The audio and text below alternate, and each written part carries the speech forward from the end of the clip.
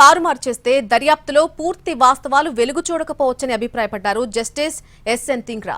Delhi high court మాజీ న్యాయమూర్తి justice Varma బంగ్లాలో అగ్ని ప్రమాదం సంభవించినప్పుడు నోట్ల కట్టలు కాలిపోయాయన్నటువంటి కేసులో ఢిల్లీ పోలీసుల దర్యాప్తు తీరును తీవ్ర స్థాయిలో విమర్శించారు జస్టిస్ థింగ్రా. పోలీసుల తప్పిదాల వల్ల ఎన్నో అనుమానాలు కలుగుతున్నాయని అభిప్రాయపడ్డారు. వీడియోలో కనిపించిన కాలిపోయిన నోట్లు ఎక్కడున్నాయి, ఆ నోట్లు నిజమైన కరెన్సీనా లేకపోతే నకిలీ నోట్లా అనేటువంటి ప్రశ్నలు తలెత్తుతున్నాయని అన్నారు. వీడియో నిజంగా రికార్డ్ చేసిందేనా అనే సందేహం కూడా వెలుబుచ్చారు. హోలీ రోజు రాత్రి Delhi high court judge justice Yashwant Varma ఇంట్లో మంటలు చెలరేగాక ఫైర్ ఫైటర్స్ అక్కడికి వెళ్లారు. ఆ సమయంలో నగదు దొరికినట్టుగా ఆరోపణలున్నాయి.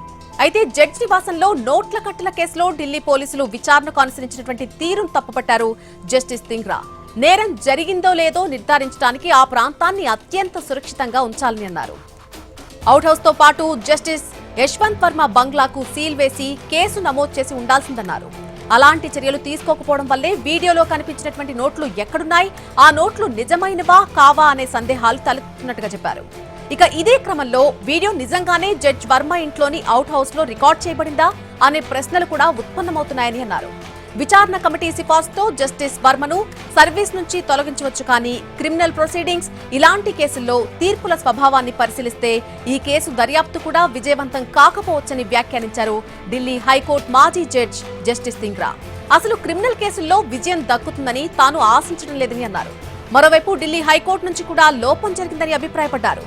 కరెన్సీ నోట్లు కాలిపోయాయని అగ్నిమాపక శాఖ పోలీసుల దృష్టికి తీసుకెళ్లిన వెంటనే నేర స్థలాన్ని భద్రపరిచి out house, servant quarters, judge ప్రధాన బంగ్లాతో సహా మొత్తం ప్రాంగణాన్ని సీల్ చేయించి సీజేఐకి సమాచారం ఇచ్చి ఉండాలని అన్నారు. వెంటనే దర్యాప్తు చేపట్టి సాక్ష్యాలను చెక్కు చెదరకుండా సీల్ చేసి ఉంటే చాలా విషయాలు వెలుగు చూసేవని అభిప్రాయపడ్డారు జస్టిస్ థింగ్రా. బంగ్లా కేటాయింపు జడ్జి పేరు మీద కేటాయించారో ప్రాంగణం మొత్తానికి వర్మనే బాధ్యత వహించాల్సి ఉంటుందని అన్నారు. ఇక ఆ ప్రాంగణంలో ఎక్కడ ఏం జరిగినా సరే తనకు సంబంధం లేదని ఆస్తి సంరక్షకుడు చెప్పలేరన్నారు.